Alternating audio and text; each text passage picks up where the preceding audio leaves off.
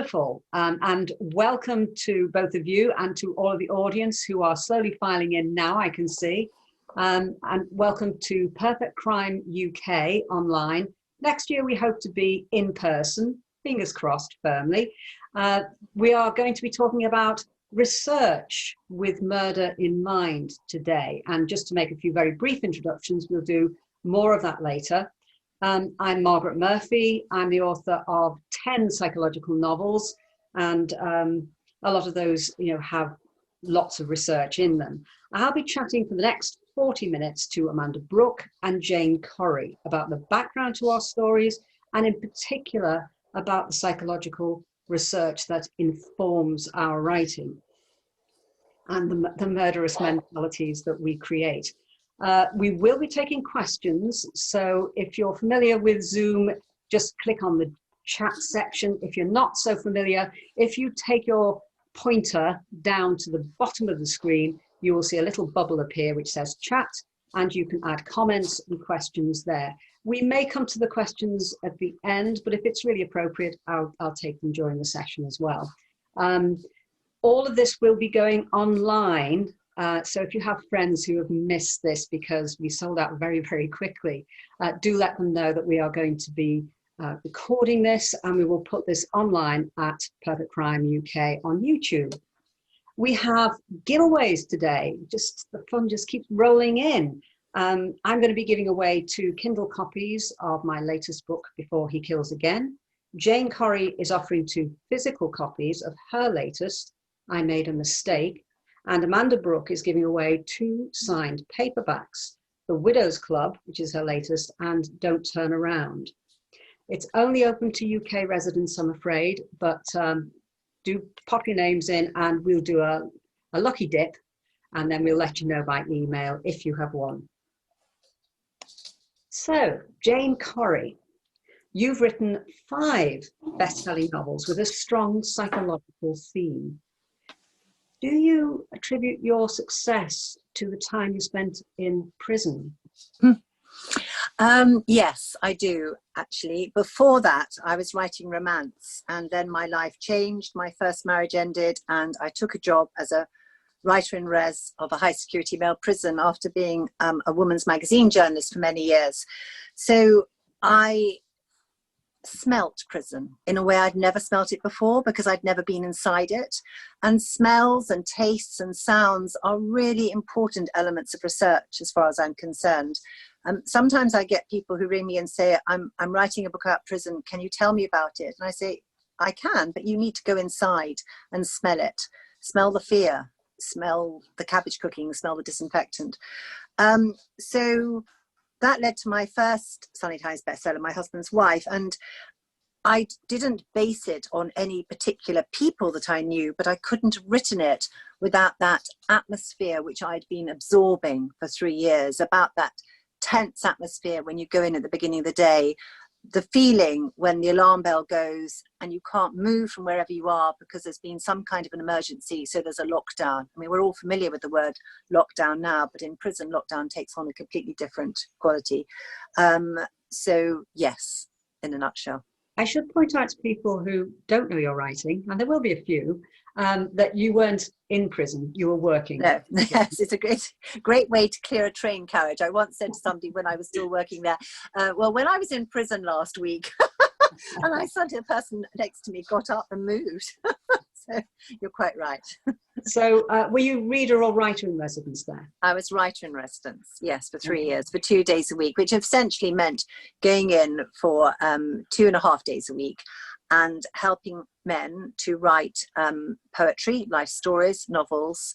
The idea behind it is that it helps people come to terms with their past, because many people find it hard to face their past, and also raising people's self-esteem through entering them for competitions like the Kessler Awards actually improves people's behavior. So I would often get people saying to me that if it hadn't been for understanding how to write and being given the opportunity to write, they would have hit somebody or bashed their heads against a wall. So yes, that was it. And now I'm one of the judges for something called the Kessler Awards, which is an amazing trust which gives awards to men and women in prison for writing and art. Brilliant, brilliant. And I think that the ability to express oneself is something that probably has not been available to some prisoners.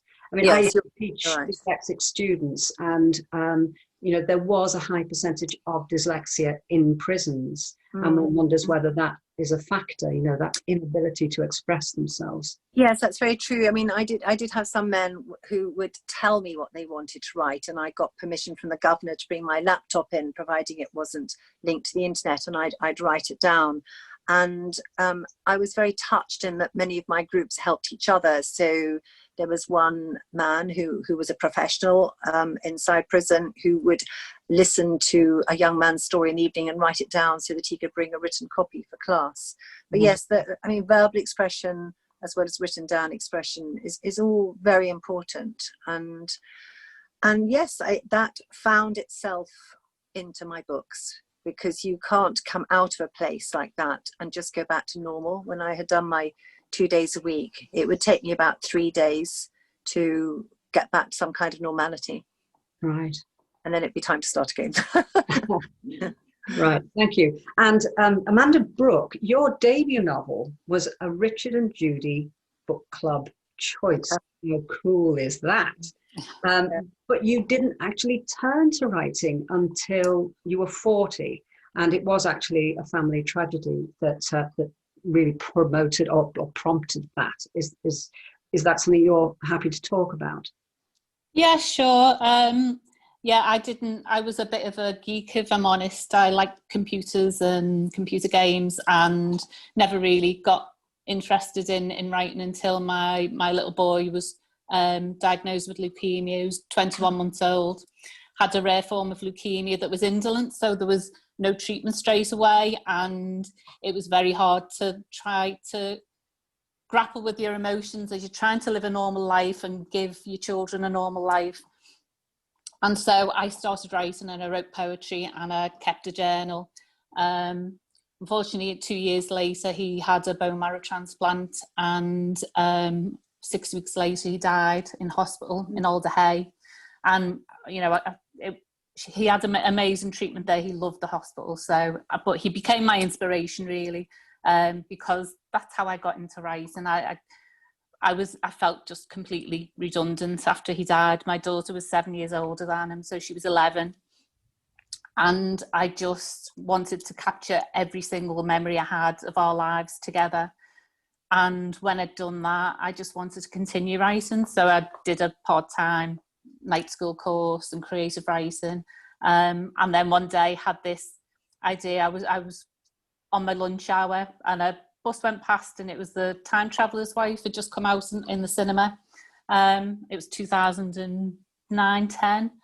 And I just thought, what would happen if I could go back in time and change, how could I change things for Nathan, my son? And yeah, got this idea for what became Yesterday's Son, and how a mother might be able to give a life for that of a child. So it was very cathartic for me. It was, I know this is the crime festival, and I'm definitely more leaning towards psychological suspense in my writing these days, but that original story was pure emotion, really. I'm so sorry. Yeah. Thanks, Jane. We all write psychological fiction, and we're no doubt influenced by the books that we've read.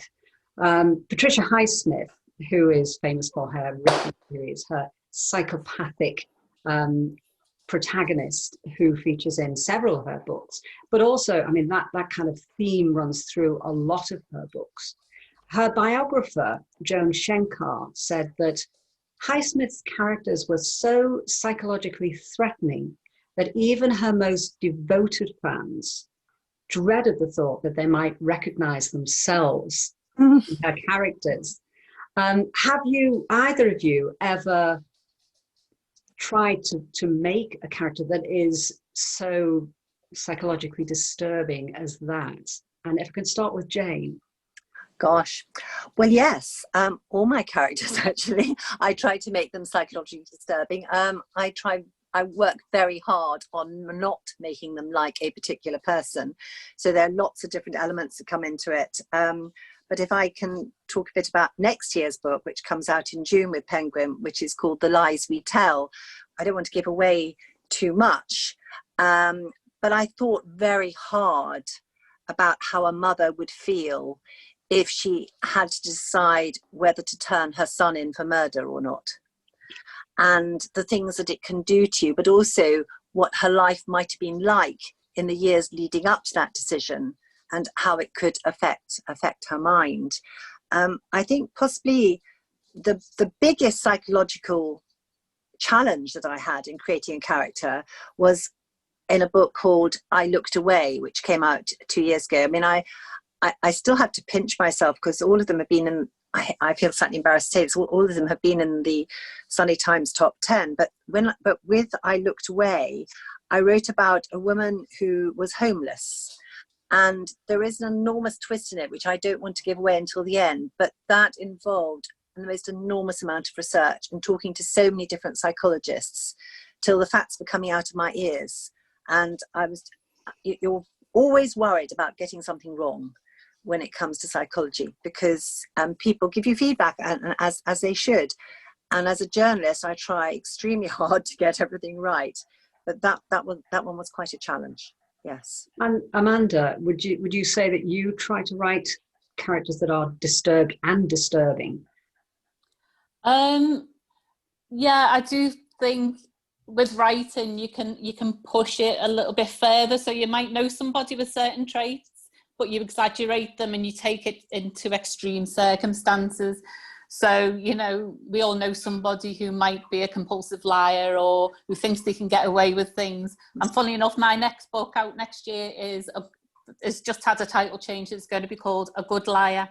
And that was got an idea from somebody who just very simply tried to tell a lie, but then got caught out very, very publicly because a tragedy happened that became, you know, national news basically, and how you're trapped in that lie, and so it's exploring, you know, what a certain type of character would do with certain traits and how far they would push that, and you know, and hopefully it's making people, dare I say it, relatable, that you think they're not people that are caricatures, they are just normal people in extreme situations. Exactly. Yeah, I think that's a very important point, isn't it? That even if you are writing about people who are, in fact, narcissistic, psychopathic, borderline personality, whatever you want to call it, you still have to be very careful not to make those caricatures. And I was wondering whether we could talk a little bit about how you will avoid doing that. Is it something that you consciously do? You know, how do you create characters and develop those characters so that they are believable as people, as well as being threatening and disturbing in their own right?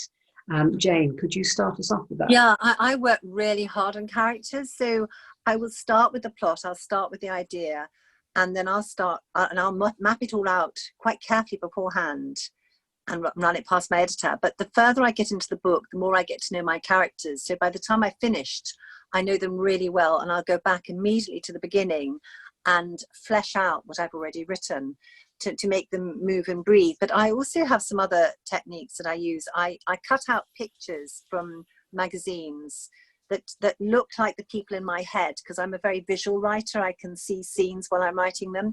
So I remember once walking down the street and seeing the woman who was in my book and thinking, oh, she looks just like me, and wanting to take a picture. Of course I couldn't. The other thing I'll do is I'll sometimes walk around and imagine I'm walking like my character, or I'll sneeze or sit in a certain way, the way that my character will. So I'll work, as I said, at making them human. And I'll think very carefully about the people that they're with, their children, if they have them, their nearest and dearest. I remember once talking to my friend Adele Parks, who says she interviews her characters, which I think is a brilliant tip to pass over to anyone writing. Interview your characters, ask them what they like, you know, what's their favourite meal? Are they scared of horror films? Yes. So really, it's humanizing the individual, isn't it? As Very much much as so. anything. Yes. And Yeah. Amanda, is that something that you tap into? There are some very complex characters in the Widows Club, and we just don't know who to believe and who is evil and who is okay. So could you expand on how you achieve that? Because it's quite a large cast of characters, really, isn't it? Yeah, with the Widows Club, it was a support group. So I tried to keep the numbers small, so I only focused on as few characters as I could. But yeah, there were 3 points of view. There were 3 women, and I think, like Jane, it's that first draft is a matter of getting the story down, and then at the end of it, you can go back and think, right, I know the characters now. But I also think, particularly where you've with the types of books that we write, it's almost as if you've got the camera angle in one direction as you're developing the story and telling the situation, and then towards the end you will start revealing other viewpoints, and sometimes that's where you can sneak in the little secrets and the things that you particularly with some of the unreliable narrators, that you've got to then do a total switch around, but it's still got to be plausible. The 2/3 of the book that tries to get the reader to trust them. I think that's an interesting thing about trust, isn't it? And I think there's a very important factor, is that people who are wicked and sometimes even evil don't necessarily see themselves in that light. They see themselves as hard done by or misunderstood, or these sorts of things. And I'm interested in the fact that you actually inhabit the bodies of your characters, Jane. That's a bit disturbing. They're making me worry now. Yeah, maybe it is. I think I love the art of the unreliable narrator, because one can have so much fun with it. Somebody who genuinely believes what they're saying, or is such a good trickster that they make others think that. And for me, my writing reached a turning point when I decided to write from the point of view of 2 or more characters. I mean, now I write from the point of view of 2 characters. Before, I used to write more. And in this year's book, for example, I have the point of view of Poppy, who lives with her mother-in-law. And I had a lot of fun looking at the mother-in-law's point of view, going back to the 60s.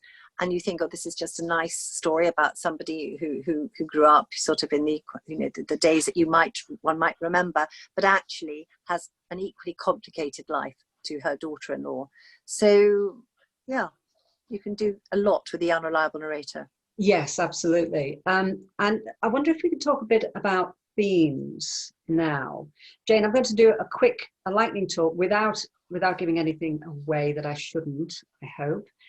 In your novels, you have a lawyer who falls for a man on trial for murder, someone stalking 2 women who may or may not be responsible for the death of a child, a woman who may have murdered her ex but isn't sure herself, and actually that's a theme that comes up in one of my novels, a missing grandchild whose grandmother harbors a guilty secret, and a woman whose one foolish, and this is the most recent, whose one foolish indiscretion ends in a murder. Now, I'm wondering whether there is a theme in there, and whether it's one you're aware of mistakes which haunt us. Yeah, I'm really good at living in the past, and the current situation is maybe try to focus on living in the present, but sometimes the past is more real to me than the present, and certainly the future. And I don't think I'm the only one. And certainly as a writer, and Amanda, maybe you will agree with me on this too, in fact, I'm sure you will from what you've said, the past does mold the way we write, doesn't it? I mean, you can never get rid of it, and one wouldn't want to. It's a source of feelings that not only provide inbuilt research, but are also cathartic. I mean, going back to the men that I hopefully helped in the prison, they all wrote about the past because that's what you have to write about.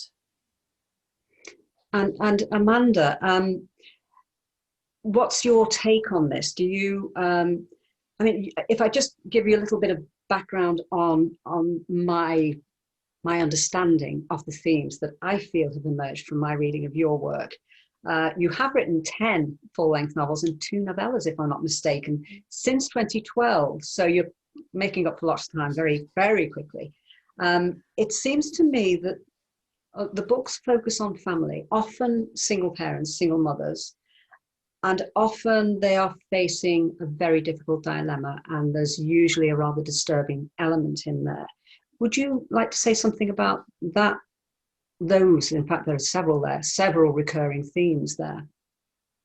Yeah, I think so. I think I'm definitely drawn to exploring relationships in terms of particularly parent and child, often mother and a child, and yeah, it's that what happens in different circumstances, and you know, a lot of the time we put our characters through awful things, and I'd hate to call them victims because I don't think in the end they are. Hopefully that even though you put them through some terrible things, that there's that element of redemption at the end, or hope at the end, or resolution. That there's always something to give you hope, hopefully that will uplift the horrible things that you might be doing to them. And I think it's that if anything is the theme, is that, you know, the hope that there you is can still get through these things. Yeah. I feel the same. I think hope is really important. So yeah. So turning to research, which is the main kind of element of this session. I do obsessive research, and Jane's already said that she's quite obsessive about her research. I mean, I have actually been threatened with arrest on one occasion going to Manchester police headquarters, and I worked for 2 years with a refugee charity as a volunteer for research for a novel.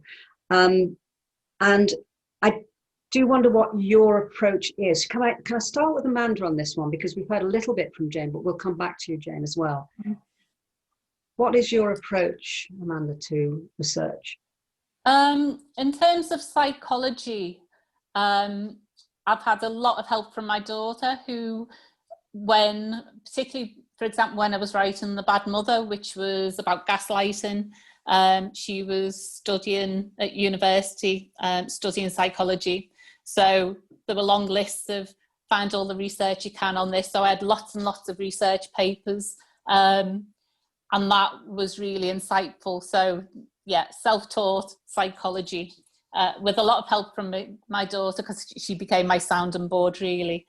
And yeah, apart from that, I do tend to focus a lot of my research online, and there are a lot of people who are willing to share their stories of what they've been through. And in terms of gaslighting, you know, I found some blogs really incredibly moving and brave and insightful, and they definitely informed my writing in terms of that story. And yeah, you just speaking to people sometimes, you know, which is very difficult during lockdown, but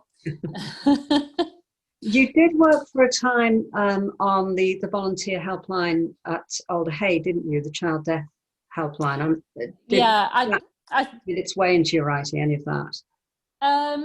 Not in terms of the psychological suspense, but in terms of the emotional side of things. I wouldn't say it's informed my research. It happened in tandem, really, that I started writing at the same time I volunteered for the Alder Centre at Alder Hey, which is where my son was treated. And I'm still a volunteer there, and I'm still a befriender. So I stopped on the child death helpline because with the move around in the new hospital, they transferred the centre to the old oncology unit, which is where Nathan died, and that was just a step too far for me. Yeah. But I've stayed involved. So I suppose, speaking to other bereaved parents, you do start to get a good idea of how grief works for other people. And, you know, I wouldn't like to say that's informed because they're confidential discussions, and I'm not there to pick up ideas for stories. But I think just generally how I've dealt with my emotion and understanding my own grief and my own journey, it's made me more resilient for a start, to be able to then delve into darker stories. Because, you know, bereaved parents tend to be very, very inspiring. They tend to be the good news story, despite what you often see in TV dramas where the bereaved parent as often becomes the psychopath or the vigilante. That actually a lot of good comes from people who've lost their children. So they're more the inspirational side of humanity, I think, than anything else. And there is a tendency to create victimhood again, and that's something you resist quite strongly, isn't it? Jane, you said that you had spoken to many psychologists. Is that your approach to research? Is it mostly face-to-face, or is there a lot of reading as well? Well, I actually quite often don't do my research till I've got into my novel. So I will start writing, normally because I've got this idea, and the idea will have germinated from something which has happened in the preceding months, which might have unwittingly added to my research, so before I started. But what I like to do is get into it, and then when I reach a point where I think I need to know more about this, then I'll do my research. And so it'll be almost in sandwich layers. I'll write a bit, do some research, and that will give me an idea, and write a bit and then do some research. My worry about doing too much research before starting a novel is that you can end up, and I've seen writers do this, spend too long on research and not get round to writing the novel for about 2 years, and I wouldn't want that. I think my background in journalism, I trained as a journalist at the age of 21, and I still write for some women's magazines and a newspaper, has probably helped me talk to people. I'm very interested in talking to people, and when you tell them you're actually needing to talk to them for a novel and not a newspaper or magazine piece which will have their name in it, then they're actually very happy to do so because it's anonymous. So, I mean, if I take this year's book, I made a mistake about Poppy and her mother-in-law, Betty. I did quite a lot of research about Poppy's job, which is running an agency for extras, which brought humour in. So I'm very keen on bringing humour into my psychological suspense, so that it's not down all the time. And I had a lot of fun interviewing people who ran extra agencies and going along to a shoot. But I didn't actually do that till I was about 4 or 5 chapters in, because I wanted to get into it first. And I once, when I wrote My Husband's Wife, I needed to know, and this sounds really gruesome, in fact, a lot of my friends and family couldn't believe I turned to crime, as it were. I needed to know, so it sounds awful, what would happen to a body if it drowned in a bath, you know, what colour it turned to, that kind of thing. And so I found a coroner, and she was a youngish mum who worked during the day and could only talk to me at night. So we'd have these late night conversations when she'd put her children to bed about what a body would look like under a certain situation. And I was thinking at the time, if anyone tapped into my phone, it would all look extremely dodgy. So you do find yourself doing some odd things at times. Yeah, well, you do. I mean, I also write forensic thrillers, so I've done a bit of that, you know, the advocacy and all the rest of it, and the rather gorier aspects of forensic science. We're going to come to audience questions in just a couple of moments. I just wanted to ask first, there's a widely held belief in publishing that the first novel, and I guess this is partially true of you, Amanda, the first novel is very autobiographical. And I was wondering how much, having got that first novel done, written and complete, do we return to autobiographical themes in our novels? Jane, I'll start with you. Oh, I wasn't expecting that. I thought the man was going to go first. Yes. There are some autobiographical elements in mine. I was a single mother for a while. I've married again. Marriage does tend to come in and out. I am very careful not to put my own personal experience into it, but I'm also aware that people will read things into your book, whatever you say. You know, you can you can say, no, that wasn't me, and it's certainly not meant to be you, but people do read things into it. And so having said that, again, rather like Amanda, family is just such an essential part of my books. So I couldn't have written it without family. So one's life, one's experiences can't not come into your books. Would you agree with that? Yeah, definitely. I think that that I wouldn't say, yes, definitely Yesterday's Sun had a lot of autobiographical, it was my emotion coming out in a lot of it. But other things, I'd say it's more a matter of little snippets of things that have actually happened. And I must admit, the victim for me in my household is my daughter, in that a lot of the things that she did, little scenes ended up. And I remember when she was at university and she had a long train journey and she'd started reading, I think it was The Goodbye Gift. And it involved, I'd put a few scenes in there that reflected things that had happened to her. And I was getting texts saying, this is about me, isn't it? And then it was like, and then a bit further along the journey, is this whole book about me? And it wasn't, it was just, so you do sow those in. I mean, a reader wouldn't know, but yeah, Jess knew. My characters are always making fish pies because I can only make about 5 dishes and fish pie is one of them. So that's an internal joke. So we've got a new recurring theme in your books. Yes. I have a question here, and actually it taps into what we've just been talking about, and it's just slid up the screen. Yes, this is from Joe Singleton. Do the panel feel they need to experience very dark moments to be able to write about them? Well, I guess it depends how dark the moments are. I certainly wouldn't want to have experienced murder, but we can imagine that from some of our own darker moments. Amanda, how do you think we need to experience?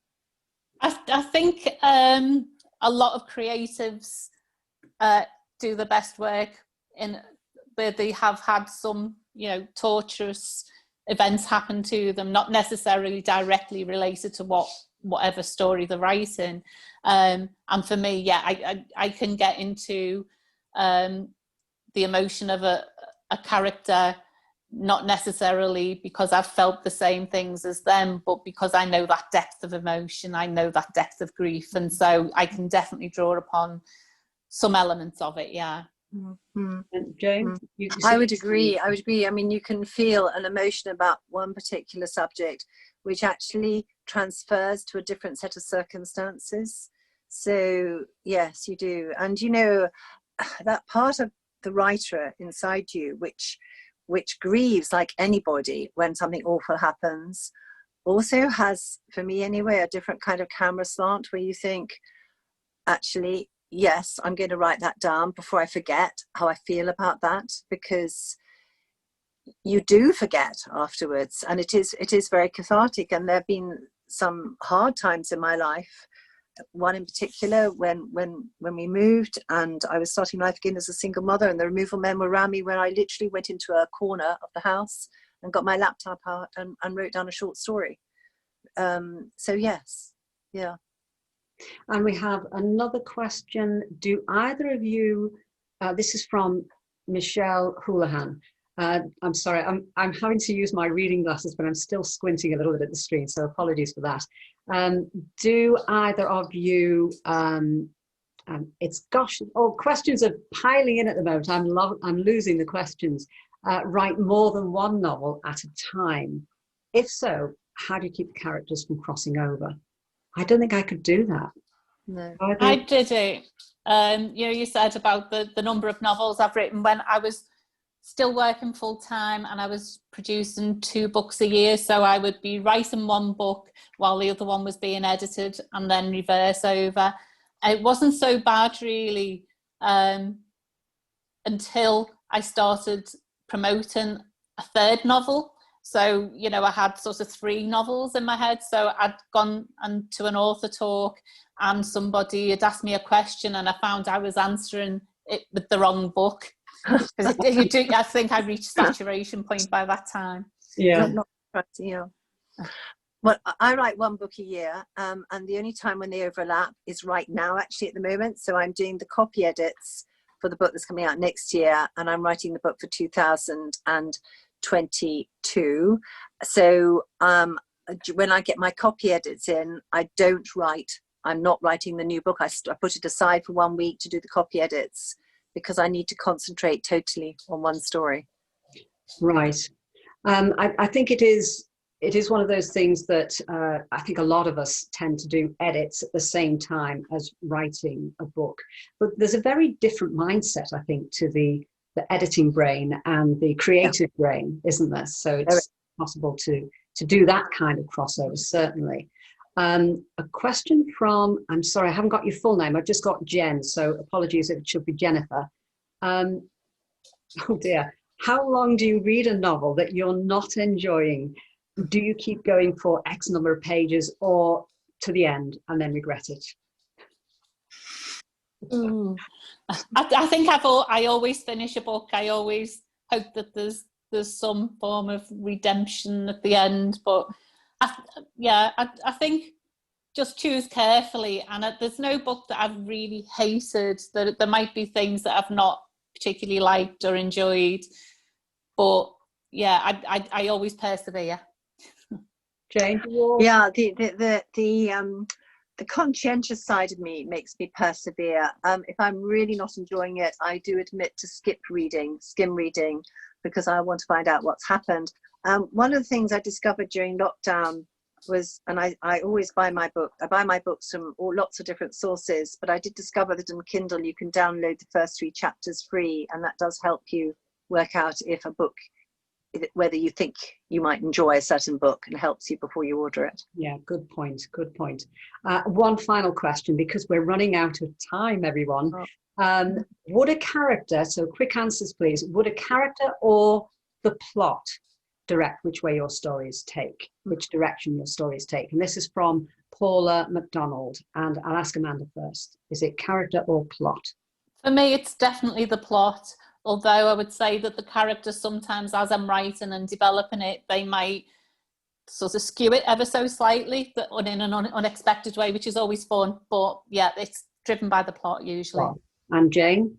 Mine are like twins, really, but one is born before the other. So the plot comes first, and then very quickly I think of 2 characters, writing with multi-viewpoint, 2 characters that would work in the plot and be different enough in the plot. Brilliant. Well, thank you very much, both of you, for all of your contributions today, and for a fascinating discussion. I'd like to thank the attendees, because we've had a wonderful attendance today, but we've also had some wonderful questions too. I'm so sorry we didn't get to all of them. If you do want to go into the giveaway, you've got perhaps a minute left, less than a minute, to put your name in there and say that you would like to be involved in the lucky dip. I do want to mention Perfect Crime 2021. If you would like to take part in that, or would like to find out more, do follow us on Facebook, on Twitter, or just go to our website, Perfect Crime UK, and there will be more information there. We are going to put this recording online on our YouTube page. Do let your friends know so that they can find out more about these 2 wonderful authors. So all that remains for me to say now is there's one more session to go. So don't go away if you've been with us all afternoon. And thanks once again to our panelists, Jane Corry and Amanda Brooke. Bye. Thanks, Margaret. Thanks, Jane. Thanks for everyone listening in. Lovely to meet you, Amanda. Thank you. Bye.